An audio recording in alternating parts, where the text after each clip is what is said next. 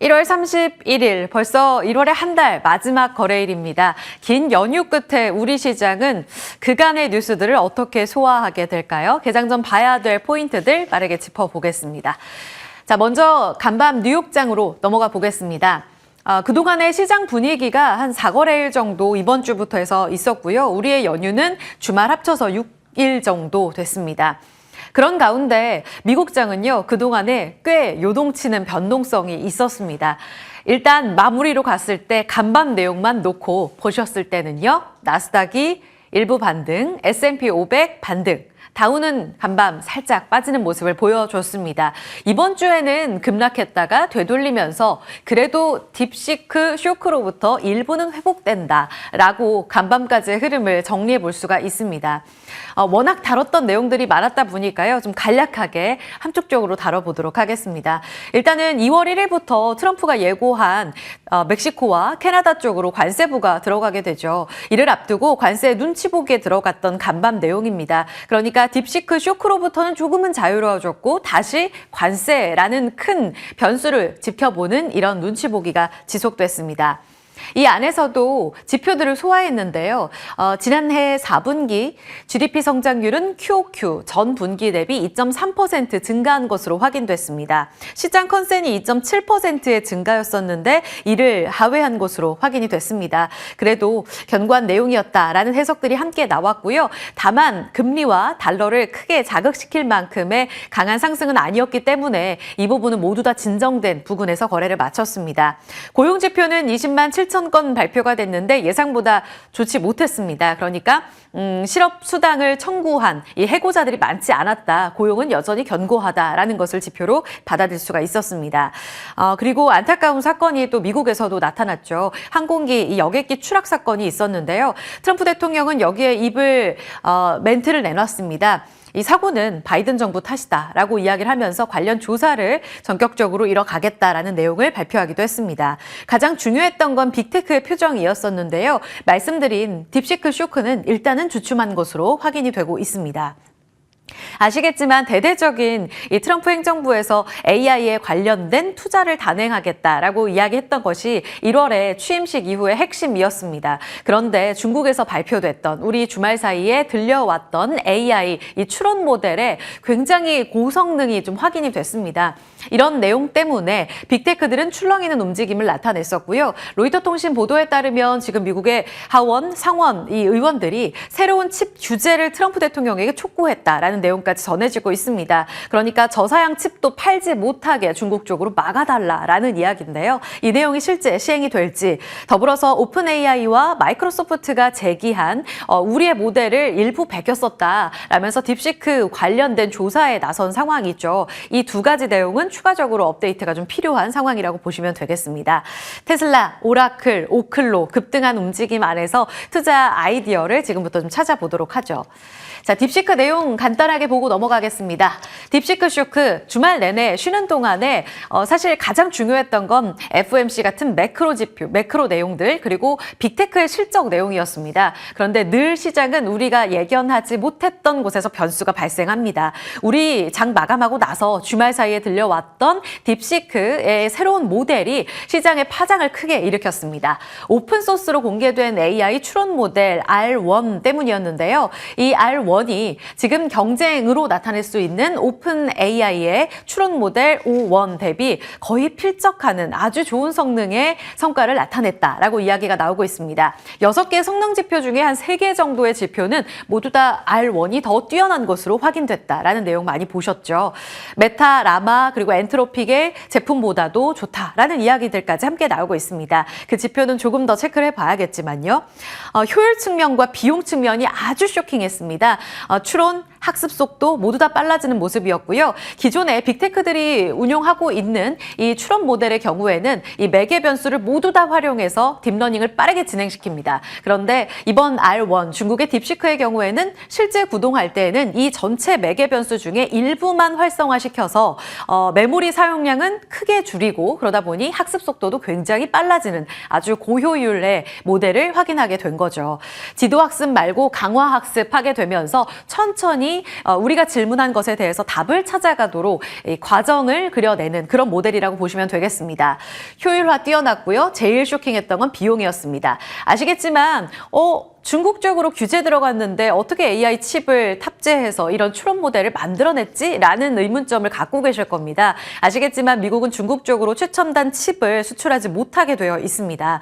맞는데요. 그런데 엔비디아 쪽에서는 H100, H200, 지금 빅테크들이 채택하고 있는 AI 칩보다 굉장히 사양이 낮고 싼 H800만을 중국 쪽으로 납품하고 있죠. 그렇기 때문에 H800 2,000개만 사용했는데 이 같은 성과가 난 거고요. 때문에 비용 자체는 아주 드라마틱하게 줄어들었습니다. 챗 GPT-4 개발비의 18분의 1, 메타 라마 훈련비의 10분의 1까지 줄어든 것으로 확인됐습니다. 물론 한계는 있습니다.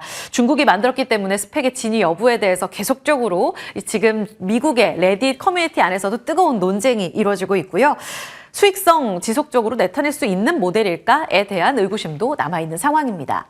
여기서 우리는 시사점만을 꼭꼭 뽑아서 오늘 시장이 반응하는 것에 대해서 많은 생각을 해봐야 될 텐데요. 엔비디아 주가 현황을 보시면 147달러까지 올라가면서 트럼프 취임 이후에 안정적인 회복 움직임을 나타내며 강세 움직임으로 회복이 됐습니다. 그리고 나서 118달러까지 뚝 떨어졌던 것이 지난 주말 사이에 가장 큰 변화라고 보시면 되겠고요. 이후에 말씀드린 대로 그 쇼크로부터 조금은 주춤하면서 회복했다. 지금 간밤에는 오히려 장중에 마이너스 3%까지 떨어졌다가 0.8% 상승으로 거래 마친 상황입니다. 외신에서는 AI의 스푸트니크 모멘트다라고 이야기를 하고 있습니다. 미국과 러시아의 이 냉전 체계 당시에 러시아 인공위성 기술이 굉장히 좋아졌던 것을 확인하면서 나왔던 그 이야기에 빗대서 AI의 스푸트니크 모먼트, 그만큼 중국의 지금 미국의 기술을 따라잡는 이런 성과가 확인이 됐다라는 것을 빗대어 말한 것이죠. 중요한 포인트는 이겁니다. 그동안 대형 기술 기업들만 가능했어라고 했던 것들이 깨졌다. 그리고 더 많은, 그리고 더 비싼 GPU, AI 칩을 투입해야만 해. 그래서 우리가 데이터 센터를 가동했던 것인데요. 이 가성비도 가능해지고 그렇게 되면은 이 많은 GPU를 투입할 필요가 있는가, 비용도 이렇게까지 넣을 필요가 있는가에 대한 의구심이 발생하게 됩니다. 트럼프 대통령도 여기에 대해서 우리 중국 기술 봤어. 긍정적이고 트럼프 행정부 안에서도 이 같은 답을 찾아야 한다. 더 적은 비용을 투입해서 좋은 성과를 낼 수 있다면 이 같은 움직임에 따라갈 필요가 있다라는 이야기를 했습니다. 미국 산업에 경종을 울려야 한다. 따라서 지금 딥시크가 제기하고 있는 이 수많은 의구심들 가운데서 만약에 이 스펙의 진위 여부 쪽으로 기울게 되면 조금은 다른 결과로 기존 같은 엔비디아의 강세 움직임이 지속되겠지만 그렇지 않고 지금 독점적으로 달려가고 있는 엔비디아와 TSMC에 대적할 만한 가성비 모델이 계속적으로 나오게 된다면 기존에 우리가 채택하고 있었던 논리, 더 많은, 더 비싼 GPU를 투입하진 않아도 될 것이다. 그렇다면 저사양 HBM, 저사양, GPU와 관련된 관련 종목들에게도 관심을 가져볼 수가 있겠죠. 그래서 정리해봅니다.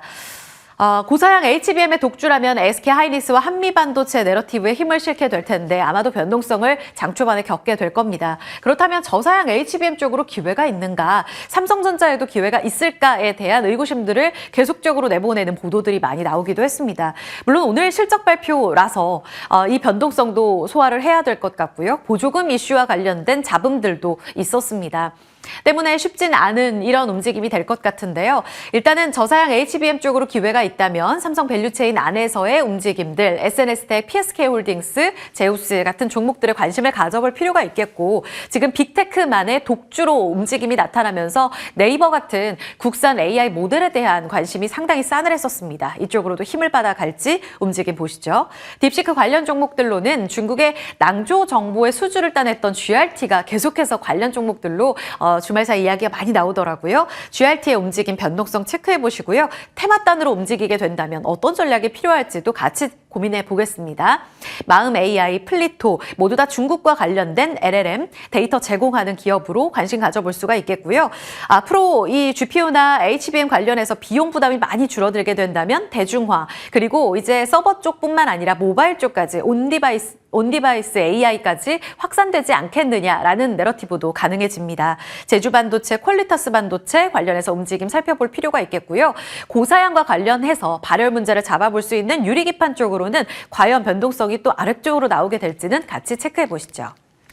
자, 빅테크의 실적도 소화했던 이번 주입니다. 중요한 핵심만 꼽아보자면 그러거나 말거나 우리는 AI 투자, 서버 투자는 지속한다. 이것이 핵심이 되겠습니다.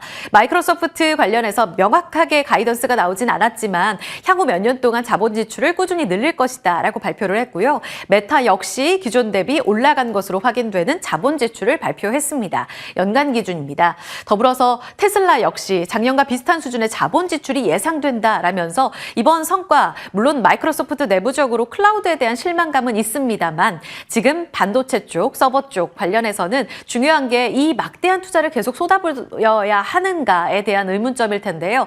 여기에 대해서는 자본 지출을 계속 늘린다라는 결과가 나왔다는 것이 이번 컨퍼런스 콜에서의 핵심이라고 볼 수 있겠습니다.